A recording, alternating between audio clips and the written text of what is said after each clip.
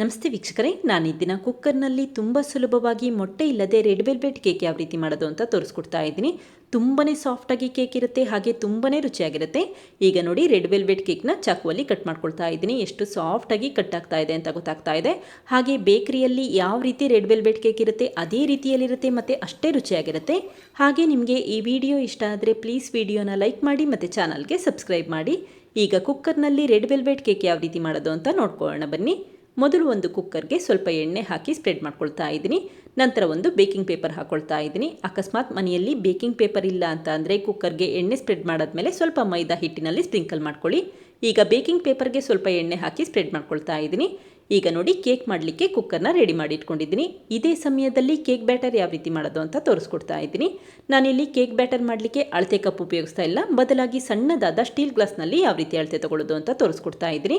ಮೊದಲು ಅರ್ಧ ಗ್ಲಾಸಷ್ಟು ಮೊಸರು ಹಾಕ್ಕೊಂಡಿದ್ದೀನಿ. ನಂತರ 1 ಗ್ಲಾಸಷ್ಟು ಸಕ್ಕರೆ ಹಾಕ್ಕೊಳ್ತಾ ಇದ್ದೀನಿ.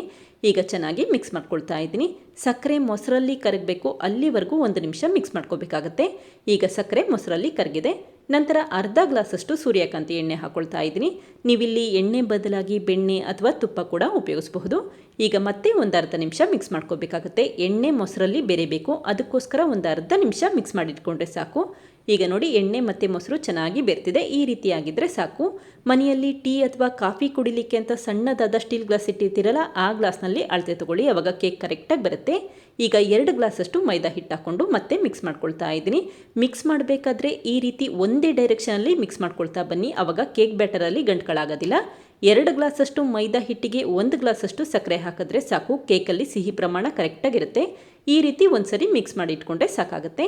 ನಂತರ ಅರ್ಧ ಗ್ಲಾಸಷ್ಟು ಬಿಸಿ ಮಾಡಿ ತಣ್ಣಗಿರುವಂಥ ಹಾಲನ್ನು ಹಾಕ್ಕೊಳ್ತಾ ಇದ್ದೀನಿ. ಈ ರೀತಿ ಸ್ವಲ್ಪ ಸ್ವಲ್ಪನೇ ಹಾಲನ್ನು ಹಾಕಿ ನಿಧಾನಕ್ಕೆ ಕೇಕ್ ಬ್ಯಾಟರ್ನ ಮಿಕ್ಸ್ ಮಾಡ್ಕೋಬೇಕಾಗುತ್ತೆ. ಒಟ್ಟಿಗೆ ಹಾಲು ಹಾಕ್ಬೇಡಿ, ಆವಾಗ ತೆಳು ಆಗೋ ಚಾನ್ಸಸ್ ಇರುತ್ತೆ. ಈ ರೀತಿ ಸ್ವಲ್ಪ ಸ್ವಲ್ಪನೇ ಹಾಲನ್ನು ಹಾಕಿ ನಿಧಾನಕ್ಕೆ ಕೇಕ್ ಬ್ಯಾಟರ್ ಮಿಕ್ಸ್ ಮಾಡಿ ಇಟ್ಕೊಂಡ್ರೆ ಸಾಕು. ಈಗ ಉಳಿದಿರುವಂಥ ಹಾಲನ್ನು ಕೂಡ ಹಾಕಿ ಮತ್ತೆ ಮಿಕ್ಸ್ ಮಾಡ್ಕೊಳ್ತಾ ಇದ್ದೀನಿ. ತುಂಬ ತಣ್ಣಗಿರುವಂಥ ಅಥವಾ ಫ್ರಿಜ್ಜಲ್ಲಿರುವಂಥ ಹಾಲನ್ನು ಉಪಯೋಗಿಸ್ಬೇಡಿ. ಬಿಸಿ ಮಾಡಿ ತಣ್ಣಗಿರುವಂಥ ಹಾಲನ್ನು ಉಪಯೋಗಿಸಿದ್ರೆ ಸಾಕು. ಹಾಲು ರೂಮ್ ಟೆಂಪ್ರೇಚರಲ್ಲಿ ಇರಬೇಕಾಗತ್ತೆ. ಈಗ ನೋಡಿ, ಕೇಕ್ ಬ್ಯಾಟರ್ನ ರೆಡಿ ಮಾಡಿ ಇಟ್ಕೊಂಡಿದ್ದೀನಿ.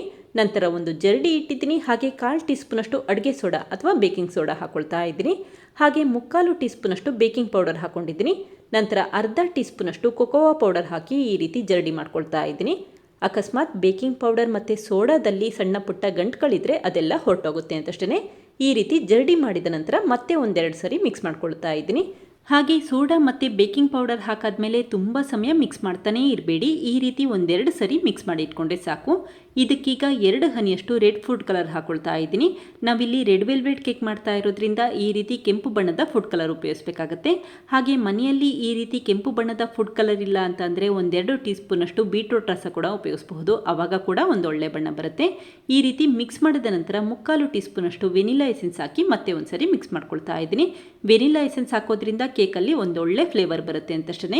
ಈಗ ನೋಡಿ, ಕೇಕ್ ಬ್ಯಾಟರ್ ರೆಡಿಯಾಗಿದೆ. ಇದನ್ನೀಗ ನಿಧಾನಕ್ಕೆ ಕುಕ್ಕರ್ಗೆ ಹಾಕ್ಕೊಳ್ತಾ ಇದ್ದೀನಿ.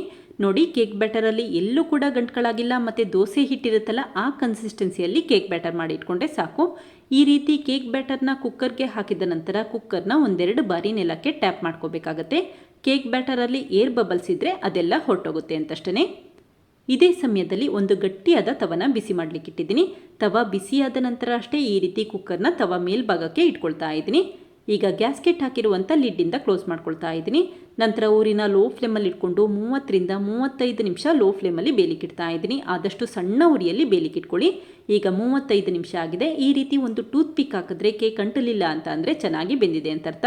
ಅಕಸ್ಮಾತ್ ಟೂತ್ ಪಿಕ್ಕಿಗೆ ಕೇಕ್ ಅಂಟ್ಕೊಳ್ತಾ ಇದೆ ಅನಿಸಿದ್ರೆ ಮತ್ತೆ ಲಿಡ್ ಕ್ಲೋಸ್ ಮಾಡಿ ಒಂದು 5 ನಿಮಿಷ ಲೋ ಫ್ಲೇಮಲ್ಲಿ ಬೇಲಿಕ್ಕೆ ಇಟ್ಬಿಡಿ.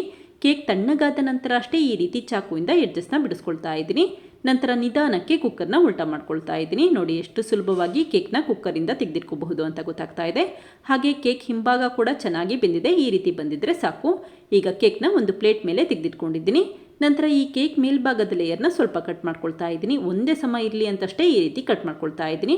ಹಾಗೆ ಈ ಮೇಲ್ಭಾಗದ ಕೇಕ್ ಲೇಯರ್ನ ನಂತರ ಉಪಯೋಗಿಸ್ಕೊಳ್ತೀನಿ. ಈಗ ನೋಡಿ, ಕೇಕ್ ಒಳಭಾಗ ಎಲ್ಲ ಯಾವ ರೀತಿ ಬೆಂದಿದೆ ಅಂತ ಗೊತ್ತಾಗ್ತಾ ಇದೆ. ಹಾಗೆ ತುಂಬಾ ಸಾಫ್ಟ್ ಆಗಿರುತ್ತೆ. ಈ ರೀತಿ ಬಂದಿದ್ರೆ ಸಾಕು. ನಂತರ ಈ ಕೇಕಲ್ಲಿ 2 ಭಾಗವಾಗಿ ಕಟ್ ಮಾಡ್ಕೊಳ್ತಾ ಇದ್ದೀನಿ. ಮೊದಲು ಈ ರೀತಿ ಚಾಕುವಲ್ಲಿ ಮಾರ್ಕ್ ಮಾಡ್ಕೊಳ್ತಾ ಇದ್ದೀನಿ. ನಂತರ ದಾರದಲ್ಲಿ ಕಟ್ ಮಾಡ್ಕೋಬಹುದು. ನಿಮಗೆ ಈ ರೀತಿ ಕಟ್ ಮಾಡ್ಕೊಳ್ಳೋದು ಬೇಡ ಅಂತ ಅಂದರೆ ಹಾಗೆ ಕೂಡ ಡೆಕೋರೇಟ್ ಮಾಡ್ಕೋಬಹುದು. ಈ ರೀತಿ ದಾರದಲ್ಲಿ ಕಟ್ ಮಾಡ್ಕೊಳ್ಳೋದ್ರಿಂದ ಕೇಕ್ ಒಂದೇ ಸಮನಲ್ಲಿ ಕಟ್ ಮಾಡ್ಕೋಬಹುದು ಅಂತಷ್ಟೇ. ಈಗ ನೋಡಿ ಕೇಕ್ ಒಳಭಾಗ ಎಲ್ಲ ಯಾವ ರೀತಿ ಸಾಫ್ಟಾಗಿ ಬೆಂದಿದೆ ಅಂತ ತೋರಿಸ್ತಾ ಇದ್ದೀನಿ. ತುಂಬಾ ಸಾಫ್ಟಾಗಿರುತ್ತೆ. ಈಗ ಈ ಕೇಕ್ ಲೇಯರ್ನ ಹಾಗೆ ಎತ್ತಿಟ್ಕೊಂಡಿದ್ದೀನಿ. ಈಗ ಕ್ರೀಮ್ ಚೀಸ್ ಮಾಡೋದು ಹೇಗೆ ಅಂತ ತೋರಿಸ್ಕೊಡ್ತಾ ಇದ್ದೀನಿ. ಮೊದಲು ಒಂದು ಪಾತ್ರೆಗೆ ಅರ್ಧ ಲೀಟರಷ್ಟು ಹಾಲನ್ನು ಹಾಕೊಂಡಿದ್ದೀನಿ. ನಂತರ ಮತ್ತೊಂದು ಬೌಲಲ್ಲಿ ಈ ರೀತಿ 1 ಟೇಬಲ್ ಸ್ಪೂನ್ ನಿಂಬೆಹಣ್ಣಿನ ರಸ ಹಾಗೆ 2 ಟೇಬಲ್ ಸ್ಪೂನಷ್ಟು ನೀರನ್ನು ಹಾಕಿ ಮಿಕ್ಸ್ ಮಾಡ್ಕೊಳ್ತಾ ಇದ್ದೀನಿ. ಹಾಲು ತುಂಬ ಸುಡ್ತಾ ಇರಬೇಕು. ನಂತರ ಅಷ್ಟೇ ಈ ರೀತಿ ನಿಂಬೆಹಣ್ಣಿನ ರಸದ ಮಿಶ್ರಣ ಹಾಕಿ ಮಿಕ್ಸ್ ಮಾಡ್ಕೋಬೇಕಾಗುತ್ತೆ. ಈ ರೀತಿ ಸ್ವಲ್ಪನೇ ನಿಂಬೆಹಣ್ಣಿನ ರಸ ಮಿಶ್ರಣ ಹಾಕಿ ಕಂಟಿನ್ಯೂಯಸ್ ಆಗಿ ಮಿಕ್ಸ್ ಮಾಡ್ಕೊಳ್ಳಿ. ಹಾಲು ಒಡೆದ್ರೆ ಸಾಕು, ತುಂಬ ಸಮಯ ಕುದಿಸೋ ಅವಶ್ಯಕತೆ ಇರೋದಿಲ್ಲ. ಈಗ ನೋಡಿ ಹಾಲನ್ನು ಒಡೆಸಿಟ್ಕೊಂಡಿದ್ದೀನಿ. ತಕ್ಷಣವೇ ಸ್ಟವ್ ಆಫ್ ಮಾಡಿಕೊಂಡು ಪಾತ್ರೆನ ಹೊರಗಡೆ ಎತ್ತಿಟ್ಕೊಳ್ತಾ ಇದ್ದೀನಿ.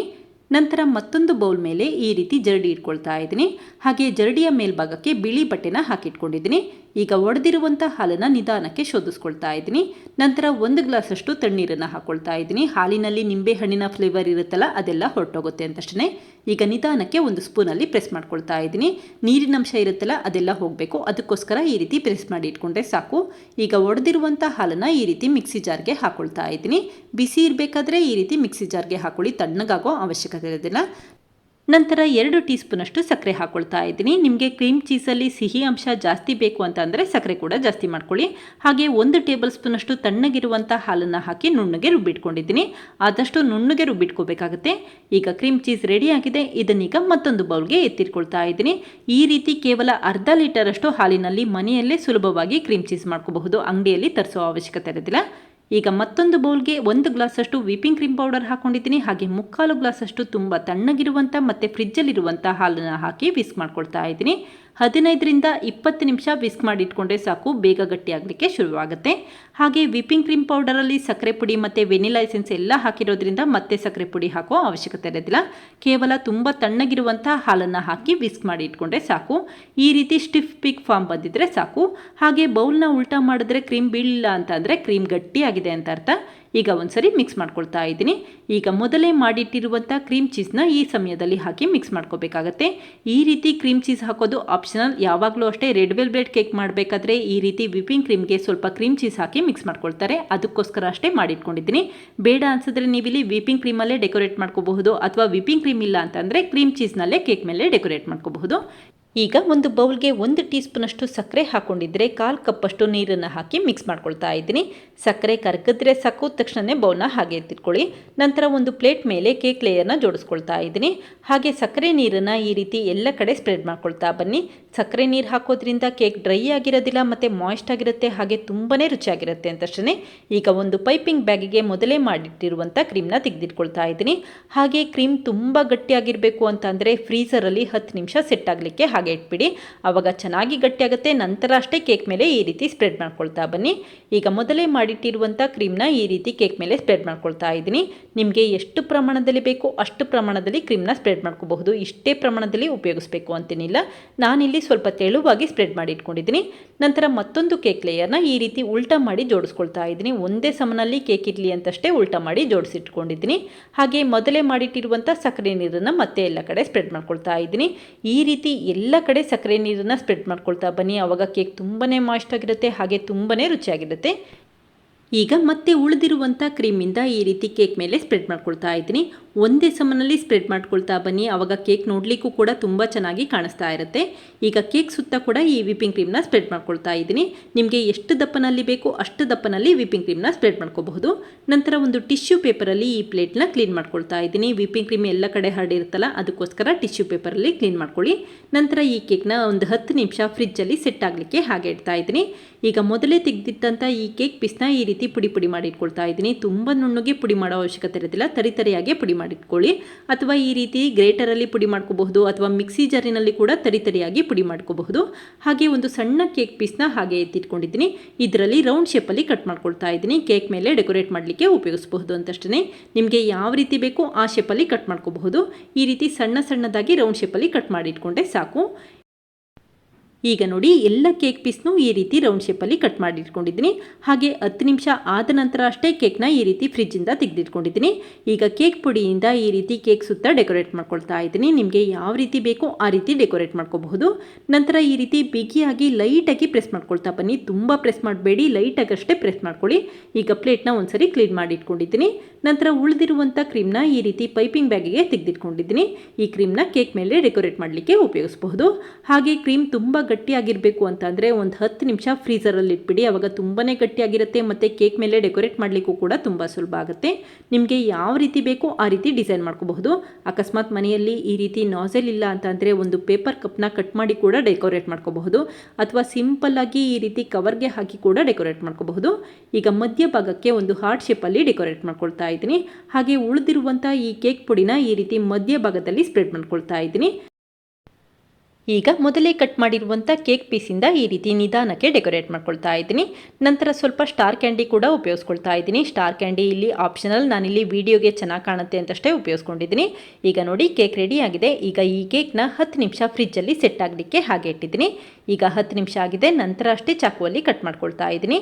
ನೋಡಿ ಎಷ್ಟು ಸಾಫ್ಟಾಗಿ ಕೇಕ್ ಕಟ್ ಆಗ್ತಾ ಇದೆ ಅಂತ ಗೊತ್ತಾಗ್ತಾ ಇದೆ. ಈ ರೀತಿ ಕೇಕ್ನ 10 ನಿಮಿಷ ಫ್ರಿಜ್ಜಲ್ಲಿ ಇಡೋದ್ರಿಂದ ಕ್ರೀಮ್ ಎಲ್ಲ ಚೆನ್ನಾಗಿ ಸೆಟ್ ಆಗುತ್ತೆ ಮತ್ತು ತುಂಬಾ ರುಚಿಯಾಗಿರುತ್ತೆ ಅಂತಷ್ಟೇ. ಈಗ ಕೇಕ್ ಪೀಸ್ನ ನಿಧಾನಕ್ಕೆ ತೆಗೆದಿಟ್ಕೊಂಡಿದ್ದೀನಿ. ನೋಡಿ ಎಷ್ಟು ಚೆನ್ನಾಗಿ ಬಂದಿದೆ ಅಂತ ಗೊತ್ತಾಗ್ತಾ ಇದೆ. ನಂತರ ಈ ಕೇಕ್ ಪೀಸ್ನ ಒಂದು ಪ್ಲೇಟಿಗೆ ಸರ್ವ್ ಮಾಡ್ಕೊಳ್ತಾ ಇದ್ದೀನಿ. ನೋಡಿದ್ರಲ್ಲ ಫ್ರೆಂಡ್ಸ್, ಎಷ್ಟು ಸುಲಭವಾಗಿ ಕುಕ್ಕರ್ನಲ್ಲಿ ರೆಡ್ ವೆಲ್ವೆಟ್ ಕೇಕ್ ಯಾವ ರೀತಿ ಮಾಡಿದೆ ಅಂತ ಗೊತ್ತಾಯ್ತಲ್ವಾ. ತುಂಬಾ ಸಾಫ್ಟ್ ಆಗಿರುತ್ತೆ ಮತ್ತು ತುಂಬಾ ರುಚಿಯಾಗಿರುತ್ತೆ. ಬೇಕರಿಯಲ್ಲಿ ಯಾವ ರೀತಿ ರೆಡ್ ವೆಲ್ವೆಟ್ ಕೇಕ್ ಇರುತ್ತೆ ಅದೇ ರೀತಿಯಲ್ಲಿರುತ್ತೆ. ನೀವು ಕೂಡ ಒಮ್ಮೆ ಪ್ರಯತ್ನಿಸಿ, ಮಕ್ಕಳಿಗೆ ತುಂಬ ಇಷ್ಟ ಆಗುತ್ತೆ. Thank you. ಲೈಕ್ ಮಾಡಿ ಮತ್ತು ಸಬ್ಸ್ಕ್ರೈಬ್ ಮಾಡಿ.